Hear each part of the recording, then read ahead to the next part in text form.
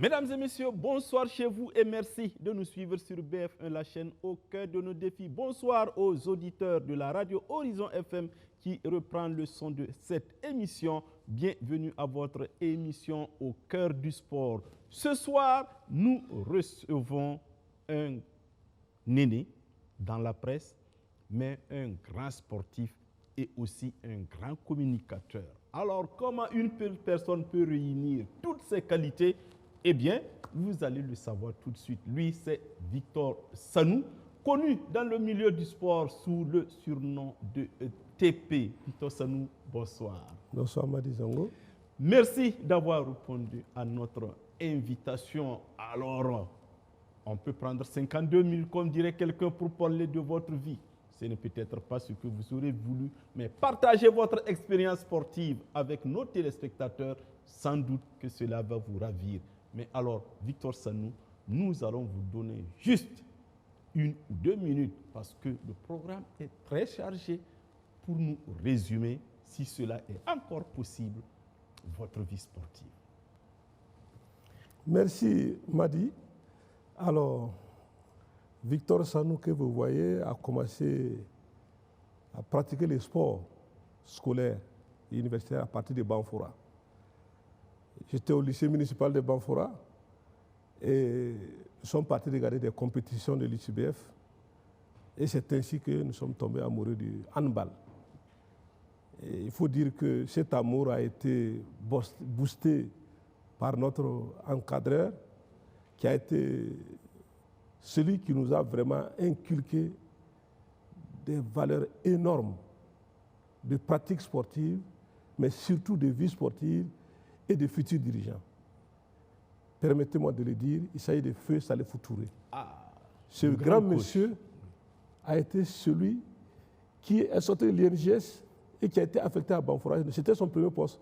Et il nous a donné tout ce qu'il avait comme savoir en matière de sport, en matière d'éducation, en matière de principes de vie et tout. Voilà un peu comment tout est parti à Banfora. D'accord. Alors, on ne va pas aller plus loin parce que le détail va arriver après. On va revenir dans la chaude actualité parce que, comme vous le savez, depuis hier, le Burkina Faso a un nouveau ministre des Sports, de la Jeunesse et de l'Emploi. C'est M. Roland Somda. Alors, je ne vais pas vous demander de dire qui il est parce qu'on aura le temps de le voir. Mais, M. Sanou, on a constaté que ce poste de ministre des Sports est difficile à maîtriser. Si je prends seulement les 10 dernières années, je pense qu'il doit être le 8e ministre des Sports, tout régime confondu. Comment vous expliquez, vous qui avez traversé l'histoire de ce sport, cette instabilité au niveau de ce département? Alors, l'instabilité au niveau des postes ministériels, c'est d'abord dû à des raisons politiques. Hein. Et la politique sportive dépend de l'exécutif et également de l'environnement social. Et je crois que le sport tel qu'il est vécu, tel que la politique sportive se mène dans notre pays, dépend donc d'un environnement qui est assez dynamique et qui est aussi malheureusement aux antipodes des intérêts, des enjeux sociopolitiques. Donc on comprend aisément pourquoi il y a une certaine instabilité, parce que aujourd'hui, on ne peut pas faire du sport en s'éloignant de l'orientation de l'exécutif, mais aussi en s'éloignant de l'environnement sociopolitique dans lequel ce sport est pratiqué. Pour moi, ça peut expliquer un peu cette instabilité-là. Est-ce que la versalité, comme on aime le dire, aussi des animateurs du monde du sport ne peut pas expliquer cela? En partie, oui, parce que cette versalité et puis ces animateurs du sport sont dans l'environnement social. Donc, c'est normal avec la passion qui entoure la pratique du sport et surtout les intérêts qui sont en jeu, les intérêts partisans, font que parfois les gens oublient l'essentiel pour courir des intérêts partisans. Donc, ça a forcément un impact sur ce qu'on peut appeler un peu l'instabilité. Alors, intérêt sportif, vous l'avez dit, M. Victor Sanou, nous y sommes, puisque nous sommes en année électorale au niveau des fédérations sportives au Burkina. Une fédération retient l'attention, c'est la fédération burkinabé de football.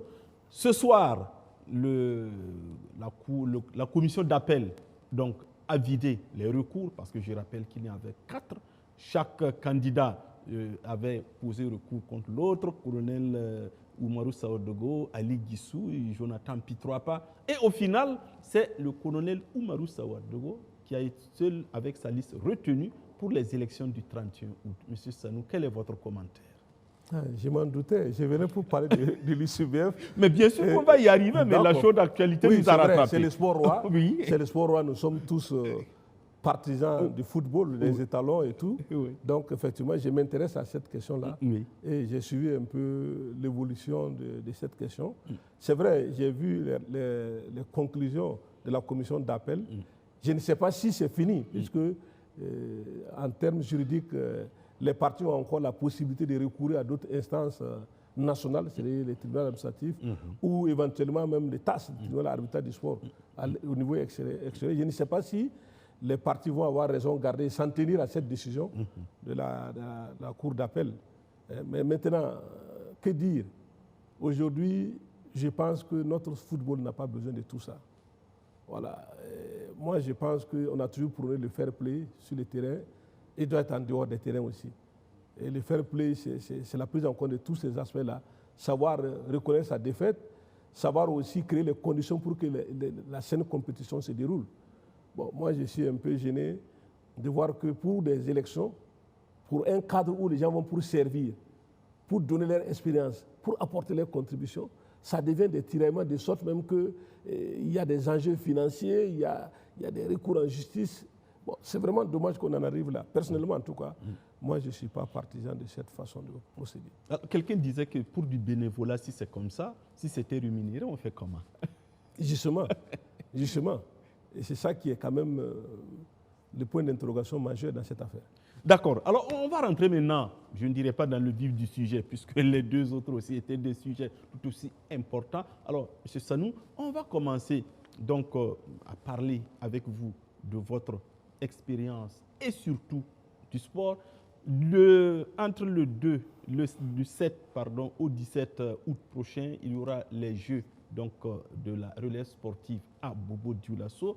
Alors ce cadre se veut un cadre un creuset donc, de la relève sportive. Vous qui avez joué l'UCBF, avec le recul du temps, comment vous appréciez la formation dans notre pays?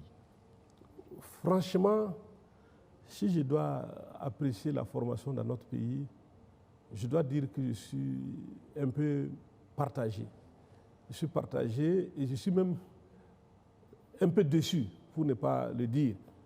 Parce que quand je regarde notre génération et celle qui a suivi immédiatement après, nous étions les fruits de la pratique sportive au lycée et dans les collèges. Et c'est parti de l'UCBF, de l'OSEP d'abord, de l'UCBF et à l'université. Sur les campus, l'équipe universitaire du Burkina était l'une des meilleures de la sous-région. Parce que tous ceux qui étaient là-bas étaient partis des lycées. Et l'UCBF avait produit des grands sportifs dans toutes les disciplines. J'ai des collègues, des promotionnaires que je rencontre aujourd'hui dans le football, dans le handball, dans le basket, dans le volley. C'est l'UCBF qui nous réunissait. Et on partait se supporter mutuellement. Il y avait une telle ferveur qu'à l'époque, vous ne pouvez pas imaginer que pour un match entre les Zenda ou le LOC, les stades étaient pleins. Les stades municipaux étaient pleins. Le noble Zenda contre le grand LOC, c'était terrible. Aujourd'hui, vous voyez que tout ça, ça a diminué parce que l'entrée, c'est vrai, il n'y avait pas peut-être la Liga et autres qu'on suivait directement à partir d'ici, mais l'UCBF avait créé quelque chose. Et aujourd'hui, encore, ça existe dans certaines compétitions. Les centres de formation dans le football sont là. Bon, c'est vrai que derrière ces centres de formation, il y a l'aspect financier monétaire qui est derrière, c'est vrai. Mais la question de la politique de relève existe déjà au niveau du football. Mais au niveau des autres sports, ce n'est pas encore soutenu à sa juste valeur. Je dis que ce n'est pas soutenu à sa juste valeur parce que je prends le cas du handball, par exemple. Okay. Qui est votre discipline, oui. Voilà. Depuis près de 10 ans, le handball organise régulièrement les championnats nationaux en minime, en cadet, en junior, en senior, hommes et dames. Et j'avoue que si vous partez regarder les petites catégories jouées, vous êtes ébahi par la qualité de la prestation de ces enfants-là. Mais après, il n'y a rien, il n'y a pas de continuum. On ne les soutient pas. Donc, ça devient un problème. Et si d'aventure, il y avait par exemple une politique qui encourageait cela, ça allait continuer à produire des grands sportifs. Oui, justement, M. Sanou, alors, vous avez parlé justement de l'USUBF, et peut-être les gens ne le savent pas, mais c'est votre équipe universitaire de handball qui s'est transformée en équipe de handball de l'ASFA Yeninga. Une belle expérience. Oui, c'est vrai, c'est vrai. C'est pour vous dire qu'effectivement, il y a eu ce continuum. Nous nous étions retrouvés tous de Bobo à Ouagadougou après le bac, on s'est retrouvés à l'université et on a décidé de ne pas aller dans un club, de nous regrouper pour créer un club. Et on a cotisé avec nos ressources d'étudiants à l'époque pour aller acheter des chaussures et puis un maillot. Et on avait pris, pour la petite histoire, les couleurs jaune et vert. On avait dit jaune, c'est la réussite, c'est l'or. Et puis l'espérance, les verts. Et puis voilà, on a pris ces deux couleurs-là et on a porté pour jouer. Et il s'est trouvé qu'à l'époque, il y avait le Yenega Club de Ouagadougou qui avait les mêmes couleurs. Et Adama Diallo est venu un jour avec Feu Digma Romial, Pierre Romial. Ils ont regardé, ils ont dit, mais attends, nous, on a le club omnisport. L'ASFA, c'est un club omnisport. Dans l'esprit du fondateur, c'était un club omnisport. Donc pourquoi ne pas vous prendre comme handballeur dans l'équipe? Et c'est ainsi qu'on a rejoint l'ASFA Yenega, avec nos couleurs. Et puis bon, c'est parti comme ça. On était étudiants, on jouait donc dans l'équipe civile et on était dans l'équipe universitaire. Alors, les confrontations avec les faux, c'était la même chose comme en football? Ah oui, à l'époque, il y avait les faux handball, et il y avait l'équipe militaire et puis l'ASMO, l'association de la municipalité de Ouagadougou. Mais bon, il faut dire que quand nous on venait, les faux étaient en train de descendre, les faux étaient en train de perdre un peu en termes de qualité. Donc on a vu des grands joueurs de l'EFO à l'époque parce qu'il y avait des Centrafricains qui jouaient avec l'EFO, qui était une belle équipe. Mais après, quand nous on est arrivé, l'EFO a périclité un peu en faveur de l'ISFA et puis bon, de l'ASMO. Et nous on est venu bousculer cette hiérarchie-là justement. Et puis après, il y a eu d'autres clubs qui se sont créés, la Sonabi, la Sonabel, l'ASMO qui est devenu Sonabel, etc. Et les Waouh? Je pense que au niveau de l'université, ça fait quand même fureur et beaucoup, notamment vous avez montré ce que vous savez en matière de sport universitaire maintenant. Oui, les Waouh ont été les Jeux universitaires ouest-africains. En 89, je crois, ont été un surnom de notre pratique sportive. Parce qu'il faut dire qu'avant les Waouh, on avait fait des sorties au Bénin, au Niger, au Ghana, au Togo. Donc on avait des sorties interuniversitaires. Et maintenant, quand les Jeux universitaires s'étaient organisés au Burkina ici, alors là, c'était vraiment un défi devant nos autorités pour remporter des compétitions. Et à l'époque, le ministre des Sports, Yann Kilimité, tenait à ce qu'on ait des lauriers. Et la discipline qui a le plus vraiment marqué à l'époque, c'était le handball. Donc j'étais le capitaine. Et on a donc remporté la médaille d'or face à la Côte d'Ivoire, en finale. Et quand il y a les confrontations Côte d'Ivoire-Burkina, ça ne date pas d'aujourd'hui. Hein. Ah oui. Et je me rappelle, quand on a battu les Ivoiriens ont pleuré comme des enfants. Ah oui. Ils m'ont dit quoi au pays? Que c'est Burkina qui les a battus. Parce que le Burkina ne pouvait pas les battre. Ils ne s'imaginaient pas parce qu'à l'époque, l'équipe universitaire de Côte d'Ivoire était composée d'étudiants de l'INGS. D'Abidjan. Donc, ils étaient venus avec... et puis, ils avaient battu le Togo, ils ont battu le Bénin. Et nous aussi, c'est vrai qu'on revenait d'une expérience au Koweït, où on était parti représenter le Burkina. Donc, on avait une équipe quand même assez expérimentée, très forte. Alors, et nos filles ont gagné en dames, et les garçons ont gagné. Donc, ça faisait 2 médailles d'or, et vous avez vu un peu l'atmosphère. Et à l'époque, les disciplines se supportaient. En même temps que les handballeurs ont gagné, les voleurs aussi, ils sont allés, les basketteurs sont allés. Donc, sur le campus, c'était vraiment l'ébullition. Alors, occasion tout trouvée, il se déroule actuellement les Jeux universitaires, les Jeux des grandes écoles. Alors, M. Sanou, on ne vous demande pas de faire une comparaison, mais quand vous regardez aujourd'hui les Jeux universitaires et par rapport à votre temps, est-ce que vous n'avez pas un pincement au cœur? Ah oui, par rapport à notre temps, ne serait-ce que l'engouement même. Ne serait-ce que l'engouement. Je vous dis que les matchs de football, les stades municipaux étaient pleins entre les établissements. Les Zenda, il n'y avait pas de place. Qu'on appelle la maison des jeunes, quand il y avait des matchs de volleyball, mais il n'y avait pas de la place. On payait même les entrées pour aller regarder ces compétitions-là. Aujourd'hui, je dois dire que c'est un peu avec un pincement au cœur que je vois les compétitions sportives des grandes écoles. Bon, c'est vrai qu'il y a un effort qui est fait pour que ça continue à se dérouler, mais j'ai l'impression que l'atmosphère est typée. Alors qu'à l'époque, d'ailleurs, on n'avait pas de moyens, il n'y avait pas d'argent. Ah oui. C'était l'engouement, c'était l'engagement, c'était les défis. Voilà, mais aujourd'hui, la question monétaire a un peu gâté un peu l'atmosphère dans la pratique du sport ici. Alors, je rappelle que vous êtes aussi enseignant dans les universités en communication. Qu'est-ce qui peut expliquer, M. Sanou, ce désintérêt, pour ainsi dire, des étudiants par rapport à la pratique sportive? Oh, le désintérêt des étudiants aujourd'hui, je crois que c'est la vie en général. On dit la vie est devenue plus difficile. C'était pas aussi facile en votre temps. À notre temps, tous les étudiants avaient une bourse. Ah, ok. Chacun avait 37 500. En tout cas, 99% des étudiants avaient une bourse. Une bourse, ok. Donc, sur le plan alimentaire, sur le plan basique, là, on avait quand même le minimum pour ne pas se préoccuper d'autres choses. Voilà. Aujourd'hui, c'est un peu plus difficile. Les habitats sont plus éloignés, les coûts sont plus élevés. Donc, du coup, les étudiants sont obligés de se préoccuper de ces aspects-là d'abord, avant de pratiquer le sport. Alors que nous, à notre temps, une fois que les cours sont finis, ben, on partait sur les terrains de sport. Il y a aussi le problème des infrastructures. Les infrastructures. Ouais. Ah, la question des infrastructures est une question... je pense que politiquement, c'est une question qui doit être prise à bras le corps. Parce que quand les infrastructures, les enfants vont aller sur les terrains pour s'amuser. Ils vont jouer. Ils vont créer des conditions pour l'éclosion des talents. Mais s'il n'y a pas d'infrastructure, c'est dans les quartiers, au bord de quelques routes, là, et là, les handball ne se jouent pas au bord de la route. Le volley ne se joue pas au bord de la route, ni les baskets. Voilà. Donc, ça veut dire que ces sports de main-là se pratiquent dans un environnement donné. Et là, il faut que les infrastructures suivent. Il y avait eu des projets à la matière, hein, dans le cadre des engagements nationaux. Il y a eu des structures qui se sont créées, des plateaux qui sont créés. Beaucoup ont été dégradés.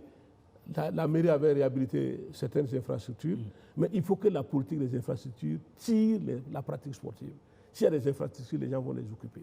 Oui, mais comment avoir des infrastructures quand, par exemple, c'est pas de gaieté du cœur qu'on le dit, des gens transforment des célibatariums en lycées et collèges? Oui, bon, tout ça, c'est malheureusement des réalités socio-économiques dans notre pays aujourd'hui, mais il faut de l'ordre. Il faut de l'ordre. On ne peut pas gérer un pays dans le désordre. Et la rigueur.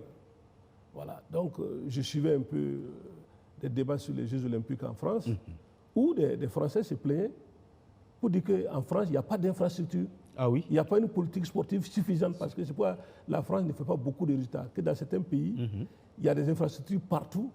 Donc, après le travail, les gens ont, à quelques mètres de chez eux, des cadres pour s'exprimer sportivement.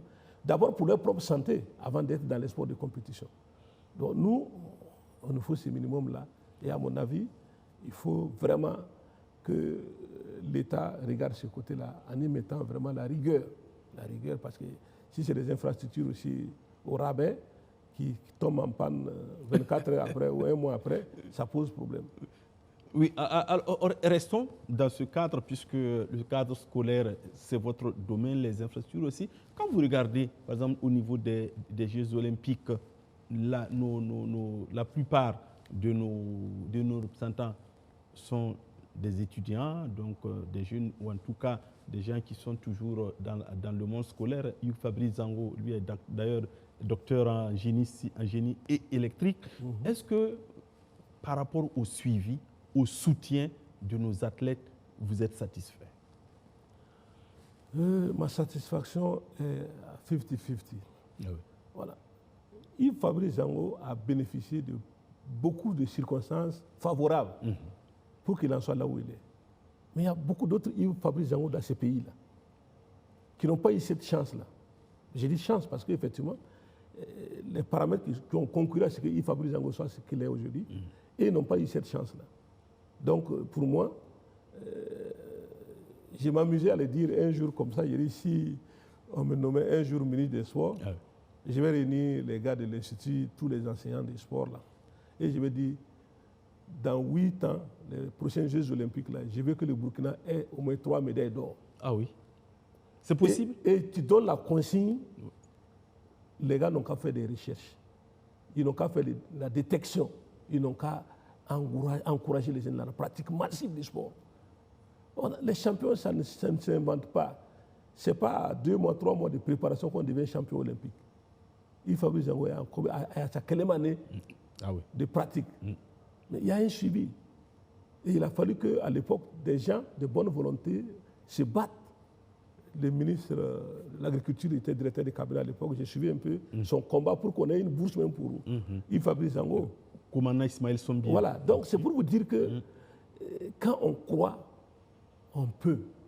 Voilà, on peut. La volonté là, il faut la maintenir et puis il faut y aller quoi. Parce que vous pensez que nous avons le potentiel pour? Oui, on a le potentiel. On a le potentiel. On a vraiment le potentiel dans beaucoup de disciplines. On a le potentiel. Bon, maintenant, ça dépend de la détection, du travail, du suivi, et puis de la motivation des uns et des autres. Parce que quand je regarde le premier entraîneur de Fabrice Zango, que vous connaissez bien. Monsieur Christian Sanou. Voilà, donc, il est là. Oui. Il était avec nous d'ailleurs sur le plateau de Sport Time. Donc, vous voyez un peu. Mais ces gens-là sont là. Ils ont la même compétence, la même motivation. Il suffit qu'on puisse reconnaître leurs valeurs et leur donner les moyens de travailler à nos produits de Fabrice Zango. Voilà. Et puis il y a des options. Voilà. Bon, c'est vrai qu'on ne peut pas être les meilleurs du monde dans les fleurets ou dans les canaux kayak parce que nous ne sommes pas un pays de rivières ou autres. Mais dans certaines disciplines, on doit pouvoir s'en sortir. Mais monsieur Sanou, là, je saisis la balle au bon. À vous entendre, peut-être ce n'est pas le fond de votre pensée. Il faut faire des choix. Oui, il faut faire des choix, oui. À mon avis, il faut faire des choix optionnels et puis travailler dans ces domaines-là, en tout cas par rapport à l'élite mondiale. Et il y a certains pays qui ont fait ces options-là. Voilà. La preuve, même nous, en y allant, on n'est pas allé avec toute l'armada. D'abord, il fallait se qualifier dans les minima et tout. Oui. Donc, pour moi, il faut effectivement faire des choix, et des choix avisés avec des spécialistes. Voilà. En regardant la morphologie, la pratique, l'environnement et tout, on doit pouvoir savoir dans quelle discipline on peut exceller. Voilà. Oui, alors restons toujours donc dans ce cadre scolaire, parce que je pense que c'est ça, sans doute, qui peut nous sauver. Quand on a des enfants un peu partout, vous avez parlé donc de la détection et tout, est-ce qu'il est possible pour un pays comme le Burkina de mettre tout ce potentiel-là en mouvement quand on sait, et vous êtes mieux placé pour le dire, que le sport coûte extrêmement cher? Le sport coûte cher, mais le sport, c'est d'abord la santé. Ah, ok. C'est d'abord la santé. Et c'est la vigueur. Donc, la pratique du sport généralisée ne peut qu'être bénéfique à tout point de vue. Maintenant, l'élite, comme on dit, elle va émerger, elle va sortir donc de cette masse-là. Les sports de masse à l'époque que nous avions pratiqué sous la Révolution, c'était tout ça. Et à partir du sport de masse, il y a eu des élites voilà, qui sont sorties. Et il y a des écoles qui produisaient des sportifs. Je me rappelle à l'époque, le PMK en athlétisme était toujours parmi les meilleurs en termes d'athlétisme. Et ils étaient suivis par les grands établissements qui avaient des plateaux, des pratiques. Voilà. Donc l'un dans l'autre, je pense qu'on doit pouvoir faire quelque chose parce que le potentiel est là. Il faut créer les conditions et c'est des choix politiques forts. Voilà. Une nation en bonne santé, c'est une nation sportive à mon avis. Alors, M. Sanou, pas sûr que le temps va nous suffire, mais on va essayer de faire le maximum. Parlons maintenant de l'élite, comme vous l'avez dit, des clubs. Je rappelle que vous êtes le premier responsable du handball au niveau de l'ASFA Yenenga. D'abord, comment se porte le handball à l'ASFA Yenenga? Parce qu'en championnat, vous êtes classé 3e au niveau des filles. Est-ce que vous êtes d'abord satisfait de ce résultat? Bon, le résultat de cette année nous satisfait. Le résultat de cette année nous satisfait parce que l'ASFA Yenega a connu des difficultés. Depuis 3 saisons, l'ASFA Yenega Handball a vivoté. Et si vous avez suivi les finales du championnat, l'équipe qui a remporté le titre de champion, c'est la Lonavé. La Lonavé. Et la Lonavé comportait en son 5 filles titulaires sur le terrain qui étaient de l'ASFA Yenega. Autant dire que c'est l'ASFA Yenega. Voilà. Et il n'y a pas ce club qui n'a pas au moins une joueuse de l'ASFA, la place. À l'AS Finance, à 80%, c'est des anciennes joueuses de l'ASFA. À la Sonabi, on a 2 joueuses là-bas. À la Douane, on a des joueuses là-bas. Donc, elles sont toutes parties de l'ASFA parce qu'on n'avait pas pu respecter nos engagements financiers vis-à-vis des filles. Voilà, on n'a pas pu respecter nos engagements. Et comme aujourd'hui, malheureusement, la pratique du sport est assujettie à une question des ressources, donc les clubs les plus nantis financièrement ont débauché mes joueuses. Et donc, avec le peu de joueuses qui restaient, nous avons décidé de reconstituer l'équipe avec les jeunes pour remonter. Et si ces jeunes-là ont pu aller se classer 3e du championnat, je crois qu'il faut leur tirer les chapeaux. Alors justement, depuis pratiquement une trentaine d'années, vous êtes dans le milieu des clubs. Alors, M. Sanou, comment vous expliquez ces crises récurrentes? Parce que je rappelle que votre club, l'ASFA Yenega, est le parfait exemple puisque vous avez été obligé de renouveler vos instances parce que l'ancien bureau a démissionné. Comment vous expliquez ces crises récurrentes au sein de nos clubs? Bon, franchement, moi-même, j'avoue que je comprends, mais je ne me l'explique pas. Ah oui. Parce que quand vous venez pour aider, pour servir, vous mettez vos ressources dedans, et puis après, ça devient des querelles qui vont jusqu'à attenter à la vie privée des gens, il y a un problème. Donc, l'instabilité ou les crises récurrentes dans les clubs, là, c'est dû à l'environnement.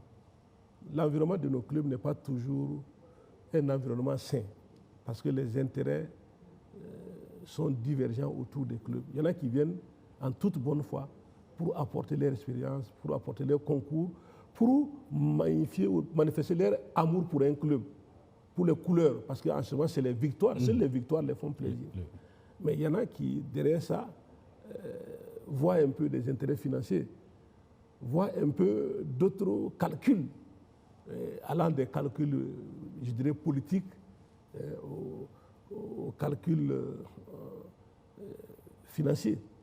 Voilà. Donc, ça peut expliquer que, justement, quand tout ça n'est pas satisfait, voilà, il y a des bisbilles. Voilà. Mais quand on regarde, quand on observe, on a vu que depuis les remous politiques de 2014, des clubs comme l'EFO, comme l'ASFA Yenega, pour ainsi dire, se sont retrouvés en dedans et peinent à remonter. Qu'est-ce qui peut expliquer ça? L'explication, vous la connaissez, Madi. Ah oui? Oui.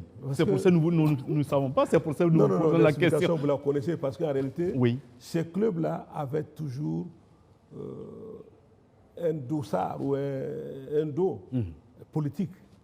Voilà. Donc, vous savez que pendant le long règne de Blaise Compaoré, pendant la période de vie de Salif Diallo et autres François Compaoré, il faut le dire, hein, c'est des choses qui sont connues. Et ils supportaient des clubs. Parce que depuis leur enfance, ils étaient derrière des clubs. Absolument. Et donc, quand ils étaient aux affaires politiques, donc ils donnaient de l'argent à ces clubs-là. Ils tenaient ces clubs à bras le corps. Et donc, quand ces hommes politiques n'étaient plus aux affaires, naturellement, la manne financière a disparu. Et cette manne financière ayant disparu, ça a créé des difficultés de gestion. Mais justement, pourquoi, quand ces hommes étaient aux affaires, avec tous les moyens financiers, la puissance politique qu'ils avaient, ils n'ont pas travaillé à construire des bases solides, à même d'émanciper ces clubs-là par rapport à leur personne? Oui, c'est ça. Je pourrais dire que c'est ça l'erreur qui a été commise par les politiques à l'époque. Voilà, ils n'ont pas formalisé, ils n'ont pas travaillé dans la durée ou dans la prospective de stabilisation ou d'organisation efficiente de ces clubs-là. Donc la conséquence a été ce que vous connaissez. Bon, il y en a qui, à côté de ça, ont pensé. Il y en a qui ont même voulu proposer à l'époque des idées. Moi, je me rappelle quand Eddy Kombouou est devenu à la tête de l'ASFA à l'époque, il avait réuni un think tank pour avoir des projections de comment l'ASFA va devenir dans 5 ans, avec des ambitions et tout ce qui s'ensuit. Mais à un moment donné, il n'a pas été suivi par les supporters lambda, parce qu'ils ont dit, bon, toi tu es un rêveur, nous on va aller au stade et puis on bat les faux et puis bon, c'est bon quoi. Voilà, donc les politiques, certains politiques en tout cas avaient de bonnes idées, mais ils n'ont pas eu le temps d'implémenter ces idées-là et ils n'y ont pas pensé pour la plupart. Et donc la chose politique a évolué. Ou bien le destin les a aussi surpris. Je me dis, quelque part, parce que c'est ça la réalité, malheureusement. Oui, alors, M. Sanou, aujourd'hui, à partir de la loi 050, dont on attend éternellement les décrets d'application parce qu'il y a eu quelques-uns, alors on parle de société sportive. Alors, M. Sanou, vous qui vivez dans le milieu du sport, est-ce que vous pensez qu'aujourd'hui, les clubs burkinabés, le sport burkinabé est à même d'intégrer cette forme d'organisation, naturellement, qui fait le bonheur des clubs en Europe et aux États-Unis? Oui, je suis personnellement un partisan de l'organisation de nos clubs sous cette forme-là. La société sportive. Je pense que ça va résoudre un peu ces questions dont nous avons parlé tout à l'heure. Parce que si c'est des sociétés, elles sont mieux organisées, il y a un peu de la visibilité, de la traçabilité. Et je crois que c'est l'avenir, quoi que l'on dise. C'est bien que le politique même ait pris la décision de créer ces sillons-là, ces cadres-là. C'est bon, pour moi, c'est l'avenir. Sinon, si on continue à attendre les cotisations des supporters pour nous en sortir, là, ce n'est pas évident. On ne va pas voir grand.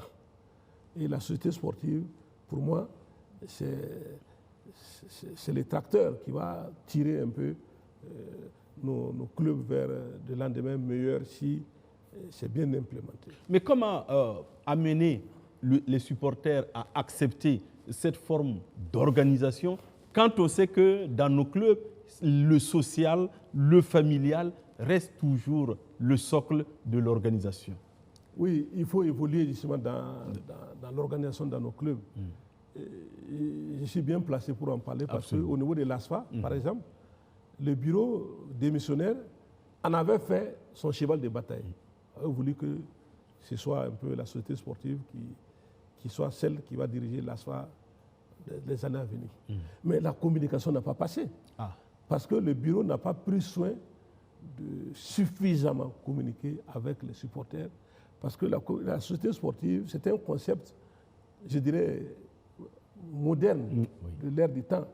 Alors que nos supporters de l'ASFA, les vieux clubs-là, les supporters sont là-bas depuis 30 ans, depuis 25 ans. D'autres même depuis plus de ça. Absolument. Donc, ils sont habitués à aller au stade, à parler, et puis à se défouler. Voilà. Donc, il fallait prendre le temps d'expliquer aux supporters, aux structures, aux dirigeants, aux patriarches. En tout cas, les clubs sont stratifiés de sorte qu'il y a plusieurs intervenants. Et si tous ces intervenants étaient mis dans les bains, peut-être qu'on allait évoluer au mieux. Dans le cas de la SOA, par exemple, dont je parle, parce qu'il y a d'autres structures qui sont déjà dans cette donne-là dans notre pays. Donc, je pense qu'il faut mieux communiquer, il faut échanger les bienfaits ou les avantages d'une telle pratique. Parce que tout est une question de communication. Et comme entre communicateurs, on sait que c'est la chose qui manque le moins dans nos structures organisationnelles-là. Malheureusement, c'est ça qui a failli au niveau, par exemple, de l'ASFA. Mais à leur Assemblée générale, à notre Assemblée générale, on a fait la recommandation d'aller vers la société sportive, mais en réunissant les conditions, en ayant toutes les démarches nécessaires à l'interne pour aboutir à un consensus quant à l'adoption de cette formule. Alors, autrement, vous craignez pour l'avenir de nos clubs? À mon avis, si les clubs continuent comme ça, dans l'informel, là, c'est des clubs qui vont disparaître. À mon avis. Voilà. J'ai le sentiment, en tout cas, que l'une organisation scientifique, si les bases minimales scientifiques, là, va avoir raison de nos clubs parce que les exigences... Oui, aujourd'hui, je dirais les nouveaux clubs qui sont plus nantis financièrement sont en train de parler dessus parce qu'à leur niveau, c'est vrai que c'est plus structuré. la douane, Salitas, Raimo et autres, là, sont plus structurés sur la base d'une organisation, même si ce n'est pas les sociétés sportives, mais c'est tout comme. Parce que quand tu vas sur les centres de Raimo, ils font de la production agricole, donc il y a une organisation quasi scientifique. Et si on est là tout le jour, on attend de nos supporters qui viennent se défouler au terrain là pour avoir des résultats et puis bon, évoluer, ça va être difficile. Alors, M. Sanou, l'autre aspect justement de la vie de nos clubs, ce sont les clubs dits corporatifs. Je parle de l'AS Douane, je parle de l'AS Sonabel, de l'US Forces Armées, sans doute beaucoup. Plus vieux. Quel est votre avis là-dessus? Est-ce que ces clubs doivent être délocalisés pour servir le pays parce que la douane à Ouaga, la douane à Fada, à Dori, c'est la même douane, ou bien le fait qu'ils soient au niveau de la capitale ne vous gêne pas? Bon, la situation géographique de ces clubs-là, pour moi, ça n'a pas d'importance. Okay. Mais c'est la philosophie autour de ces clubs-là corporatifs. Parce que j'ai plus ou moins suivi la naissance de ces clubs sportifs corporatifs dans notre pays. À l'époque, quand on jouait, il n'y avait pas les clubs corporatifs en tant que tels. C'est venu après passer, ces clubs-là sponsorisaient, donnaient des ressources aux clubs pour jouer, mettaient des coupes en compétition pour jouer. Mais après, ça a évolué parce que les sports de masse dans les services a créé les conditions de naissance de ces clubs corporatifs-là. Bon, aujourd'hui, au regard donc de la détérioration de la situation financière des clubs historiques, ça a posé la question de l'existence de ces clubs corporatifs. Et pour moi, la donne mérite d'être réfléchie ou revue dans sa forme. Parce que, bon, personnellement même, quand vous regardez dans certains pays comme la France, il n'y a pas beaucoup de clubs de 2-1 à Paris. Marseille a son club, Lyon a son club, et autres. Bon, le Barça, voilà. Donc, c'est vrai qu'il y a des clubs qui sont dans 2 ou 3, pas plus. Pourquoi pas chez nous? Bon, moi, je pense qu'aujourd'hui, là, on gagnera à vraiment davantage réfléchir sur l'organisation de nos clubs. Là, ça va même permettre de rationaliser les ressources et de mieux investir dans le travail de l'élite. Mais sans doute, est-ce que vous pensez un peu, entre griffes, aux équipes régionales version Félix Tiem-Tarboum dans les années 70 qui avaient donné Kadiogo Silu? À l'époque, c'était bien. Oui. C'est vrai qu'après, les intérêts sociopolitiques ont dévoyé un peu cette philosophie-là. Mais à l'époque, quand on parlait de Silu Kadiogo, attention, nous tous, on prenait les murs pour entrer pour regarder les matchs. Parce qu'à l'époque, ça permettait de réunir la crème. Mais bon, aujourd'hui, c'est un peu ridicule parce que les villes n'étaient pas grandes, les pratiquants n'étaient pas nombreux. Aujourd'hui, quand même, repartir sur cette base-là, ce n'est pas tout à fait la même chose. Mais on gagnera à encourager des clubs régionaux. Parce que quand Kaya vient, c'est la ville de Kaya, tous les sportifs de Kaya, supporters qui se mobilisent. Quand Fada vient, donc quelque part, on gagnera à trouver une formule qui va encourager la naissance de ces clubs régionaux-là, dotés de moyens pour d'abord pratiquer les sports, assouvir leur désir de taper dans les ballons, de jeter dans les filets et autres, avant d'arriver à une autre étape. Est-ce que vous êtes partisan d'une certaine forme de discrimination sportive? Ça veut dire l'État qui finance les clubs. Si je parle des clubs, c'est pour toutes les disciplines, dans les villes dites secondaires, en dehors de Ouagadougou et Bobo-Dioulasso, pour permettre l'émergence d'une certaine élite à ce niveau. Bon, c'est vrai que dans notre pays aujourd'hui, tout est urgent. Absolument. Tout est urgent. Oui. Donc, on doit faire la part des choses. Autrement, dans un pays en paix, avec des perspectives sociales de développement et de croissance économique, on doit pouvoir penser à des formes de ce genre pour que la pratique sportive là, soit à grande échelle. Voilà, donc quand moi je vois à 5 h du matin des gens qui courent, ça me fait plaisir. Mais on n'en voit pas beaucoup ici, comme ailleurs. Donc c'est malheureusement la réalité. Le sport d'élite, parlons-en. Alors au niveau du handball, votre cri de cœur, c'est de pouvoir jouer les coupes au niveau continentale. Alors, comment vous voyez les choses au niveau du football encore? Ce n'est pas non plus le Pérou comme on le dit, Oui, mais comment vous voyez le sport d'élite burkinabé? C'est ça. Alors, pour parler du... Je vais revenir sur le handball. Parce que nous avons été, nous, avec l'ASFA Yenega, à l'époque, on avait été sponsorisé par la BIBD, on est parti sous le couvert de l'ASBIB, qui nous avait financé à l'époque sous le Front populaire en 1991 pour aller jouer au Nigeria. Donc, la première équipe burkinabé à aller participer à des compétitions africaines, c'était nous, notre génération. Bon, c'est vrai qu'on s'était renforcé avec des talents des autres clubs, mais nous étions les premiers à sortir. Et quand on est parti au Nigeria pour jouer, on a vu qu'on n'était pas ridicule. Nous étions la seule équipe qui avions marqué à l'époque. L'Algérie nous avait battus, mais nous étions la seule équipe qui avait marqué 23 buts à l'Algérie. Ah oui. Et l'année qui a suivi, c'est l'ISFA qui était l'équipe championne. Et l'ISFA, on est reparti encore sous la bannière de l'ISFA pour aller compétir. Et j'ai vu que il y a 2 ans, l'année passée, l'EFO qui s'est qualifié n'a pas été soutenu par le ministère des Sports pour sortir. Est-ce que vous savez qu'au niveau des sports de mai, même récemment cette année, l'équipe nationale est partie à Accra en quart pour aller jouer les compétitions. Pour les qualificatifs des Jeux africains.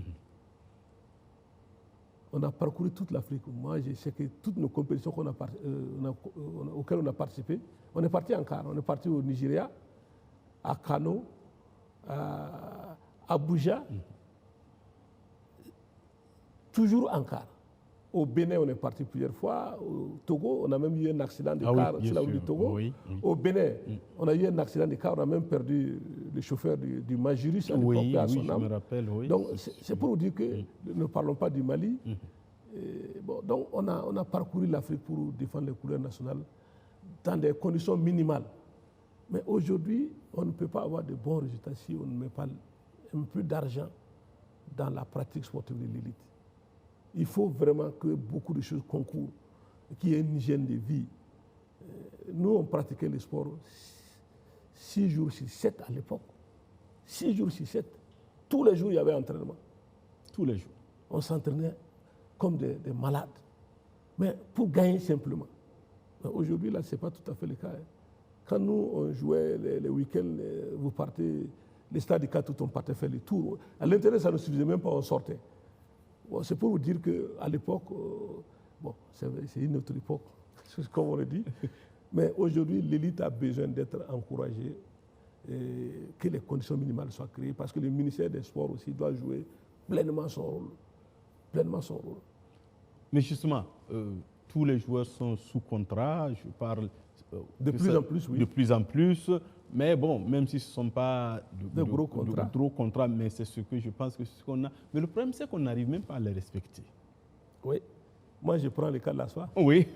Voilà. Donc, dans les années 90 jusqu'à 89,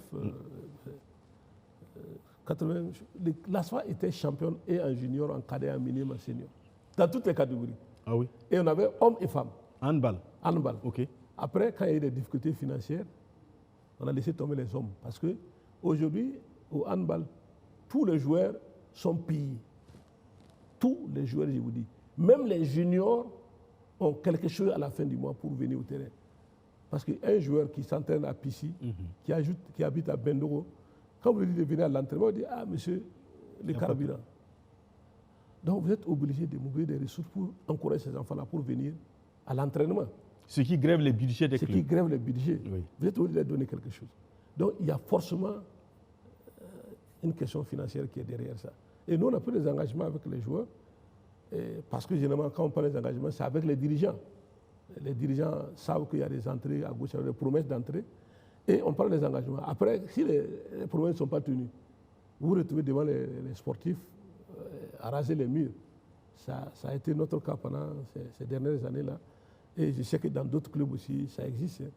Je sais qu'en début d'année, la Sonavi, quand même, qui a été champion en handball, a refusé de jouer un match parce qu'il y avait 3 mois d'arriéré. Ah oui. Donc, vous voyez, de plus en plus, la question financière a un peu dénaturé les choses. Nous, à notre temps, quand on jouait, c'était à la fin du match, si j'avais ton Yuki Soda, tu étais content. Tu étais content.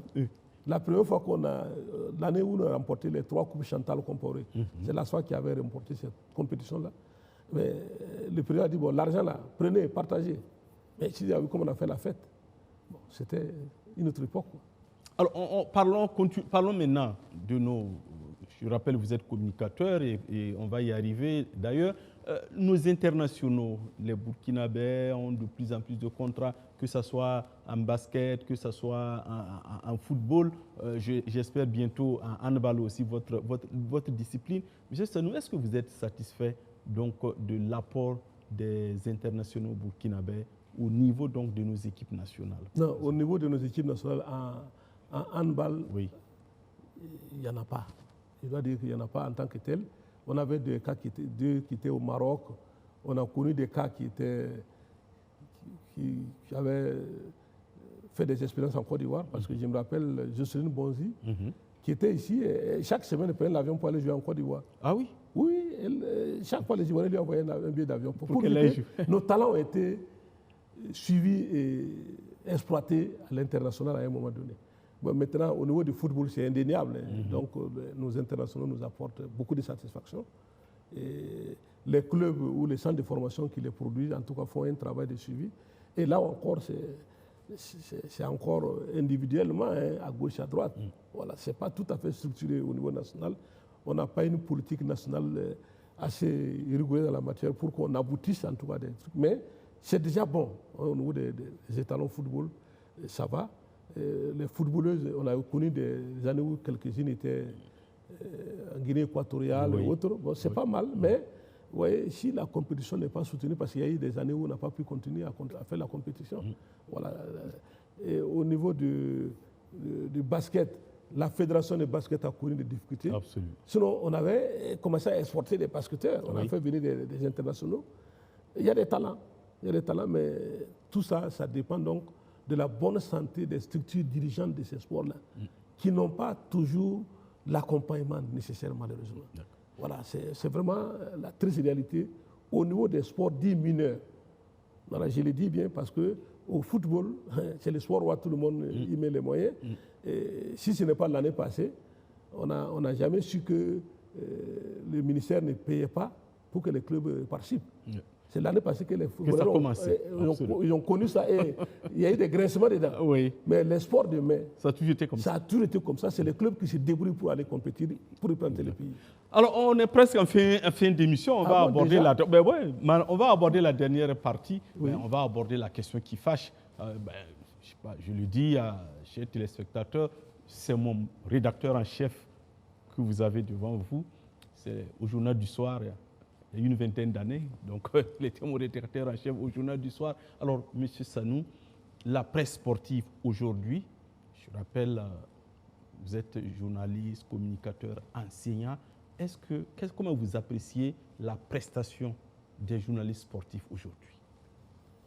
Sans langue de bois. Sans langue de bois. J'avoue, j'ai d'ailleurs animé une conférence avec nos jeunes confrères la dernière fois. J'avoue que quand je suis certains confrères, j'ai un peu mal au cœur.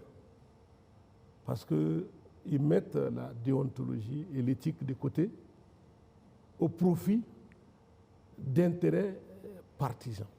Malheureusement, appelons le chat par son nom, c'est la triste réalité.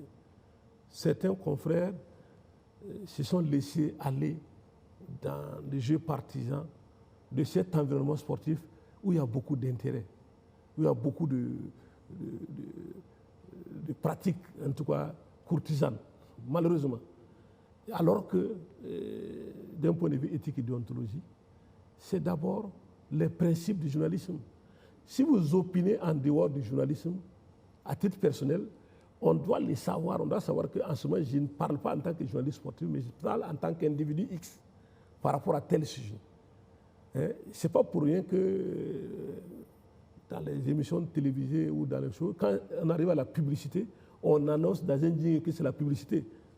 C'est pour qu'il n'y ait pas de confusion des genres, qu'on ne sache pas que, on sait que ça c'est exclusivement de la publicité, c'est à des fins données, de publicité, de vente de produits, autres. Ici, dans la pratique de nos confrères, parfois, en tout cas malheureusement, certains pêchent par cette facilités-là qui n'honorent pas les journalistes. Mais, Monsieur Sanou, est-ce que les conditions de vie aussi, parce qu'il faut le dire, comme vous l'avez dit, l'argent coule souvent dans le milieu du sport, est-ce que ce n'est pas en voulant aussi mettre la main dans ce sac et prendre ce qu'on peut prendre qui amène certains à avoir ces dérives que vous dénoncez aujourd'hui? Non, je ne pense pas. Je crois que c'est plutôt une question de personnalité. Okay. Nous avons des aînés qui sont là. Et on peut les citer, mais je ne vais pas donner des noms. Et qui se sont battus, qui venaient à moto dans les rédactions et qui sont arrivés à acheter des voitures par la suite. Et ça n'a pas été fait en 2 jours, en 3 jours. C'est en 10, 15 ans pour certains, 20 ans même pour d'autres. Mais bon, nos jeunes aujourd'hui sont pressés. Ils sont pressés, et ils vont directement là où il y a ces sacs, où il y a l'argent là, et ils veulent justement se servir. Ou en tout cas, ils sont entraînés à se servir sans retenue. Un journaliste, c'est d'abord une personnalité, une dignité, un honneur, un code d'éthique et de déontologie. Un journaliste, c'est d'abord ça. Donc, plus vous êtes intègre, plus vous êtes digne, plus vous êtes respectueux des principes, mieux vous serez respecté et peut-être mieux vous gagnerez. Mais si vous serez à la facilité, c'est les mêmes qui vont sortir donc pour vous traiter de tout ce que vous savez. Et c'est malheureusement ce qui décrédibilise. Un journaliste qui n'est pas crédible ne peut pas bien faire son travail, malheureusement. Alors, le sport burkinabé, est-ce que vous pensez, malgré tous les défauts que vous avez cités, est-ce que vous pensez que le sport burkinabé est bien accompagné au niveau des journalistes sportifs? Oh oui. Là, quand même, la presse sportive, j'avoue, fait un grand effort dans l'accompagnement de tous les sports. Je précise dans l'accompagnement de tous les sports. Et depuis qu'on a eu des séminaires de formation en son temps, parce qu'il faut dire que j'étais membre fondateur de la JSB. Absolument. Et en tant que membre fondateur à l'époque, nous avions comme leitmotiv d'accompagner la promotion de toutes les disciplines sportives. Et j'ai vu qu'au fur et à mesure, la Nuit des champions a regroupé plus de disciplines sportives parce que l'impact de cette activité a eu une aura très grande au niveau des sportifs et chacun voulait donc être dans cette vitrine de la pratique sportive. Donc, quelque part, en termes directs, dans la promotion du sport, les journalistes sportifs font beaucoup. Et en termes professionnels aussi, ils accompagnent au mieux les disciplines sportives qui sont dans notre pays, quoi. Voilà. Alors vous, dans votre carrière de journaliste sportif, quel est l'événement dont la couverture retient encore votre attention?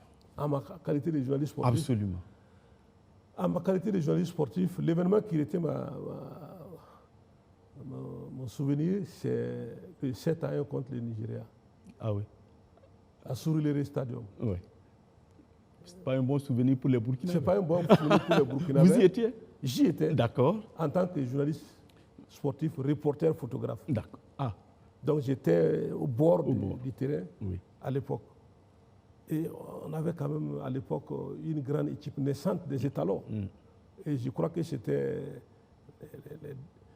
à l'époque les Taoussa Wenwawa, le Rouquin, je me rappelle encore du Rouquin. À la fin du match, on dirait qu'il était dans un champ de patates. Parce que c'est lui qui était chargé de neutraliser Yenkini. Okay. Donc Rouquin, vous le connaissez, c'est un battant, mais il a tout fait ce jour-là.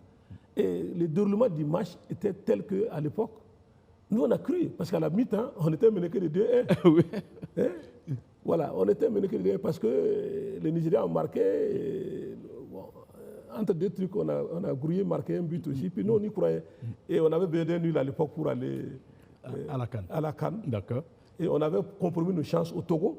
Parce que je me rappelle encore, c'est une bévue de Galbert Kabouré à l'époque. Les Togolais ont égalisé. Alors que, bon, si les Togolais n'avaient pas mis ce but-là, on allait quand même. On allait quand même se voilà, même qualifier. Le match du Nigeria, même si on nous perdait 20-0, on se qualifiait. On se qualifiait. Mais donc ce match-là, d'abord les conditions de match, avant d'arriver au stade, les Nigériens nous ont fait tourner dans la ville. Vous connaissez Lagos? Ah oui. On a tourné dans la ville pour arriver au stade. On est arrivé pratiquement avec 30 minutes de retard au stade. Oui. Et avant le début du match encore, il y avait des problèmes de maillot. Donc nos gars ont failli rentrer avec des survêtements coupés au stade. Donc il fallait repartir chercher les maillots à l'hôtel et tout.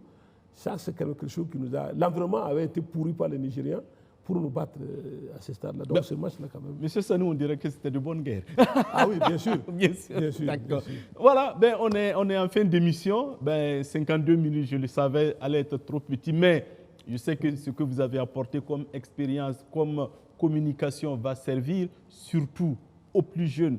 Parce que je rappelle qu'aujourd'hui, dans le professionnel, vous êtes le directeur général du Centre d'analyse des politiques économiques et sociales, le CAPES, mais l'âme du journaliste sportif, vous êtes demeuré. La preuve, c'est ce que vous nous avez apporté ce soir. Mais moi, comme je le dis toujours, je ne peux pas m'empêcher de vous dire chef, parce que depuis l'an 2000, je vous appelle chef parce que vous avez été mon rédacteur en chef. Et moi, c'est un plaisir de toujours vous dire ceci pour toujours me rappeler mes premières. Mais je ne veux pas oublier votre bic rouge là. Ce n'est pas facile. Non, mais voilà, aujourd'hui, moi, quand je te suis à la télé, je suis fier de toi, Madi. Je suis fier de toi parce que, à l'époque, quand on vous disait de ne pas faire comme ça, de faire comme ça, vous croyez que c'était la méchanceté. Oui. Mais aujourd'hui, dans le monde de la presse, quand même, tes articles, tes analyses sont pertinentes et nous en trouvons une certaine fierté. Donc, merci pour le bic rouge qui barre mes articles. Voilà, merci, monsieur Dr Victor Sanou, d'être passé nous voir. Ça a été un grand plaisir de vous recevoir et de parler avec vous de sport pendant 52 minutes. Alors, juste un mot et puis on va se dire au revoir. Je vais paraphraser les propos de notre président historique, Alexis Koko. Vive le sport. Vive le sport. Voilà, vive le sport, surtout vive le Burkina Faso. Merci à Irénée Nana et à toute l'équipe de réalisation. Stéphanie Toé, notre chef d'édition, encore une fois de plus, merci à vous, monsieur Victor Sanou, chef Victor Sanou, pour encore me répéter. Merci à vous, chers téléspectateurs. Merci à vous, chers auditeurs de la radio Horizon FM. Le champion, c'est celui qui croit en lui-même. Quand personne ne le croit, nous, on va force et courage à ceux qui se battent sous le vent et la pluie pour que nous puissions venir parler tous les vendredis de sport, notre passion. Sur ce, on se dit au revoir et on se donne rendez-vous vendredi prochain pour un autre numéro de votre émission Au cœur du sport. Au revoir.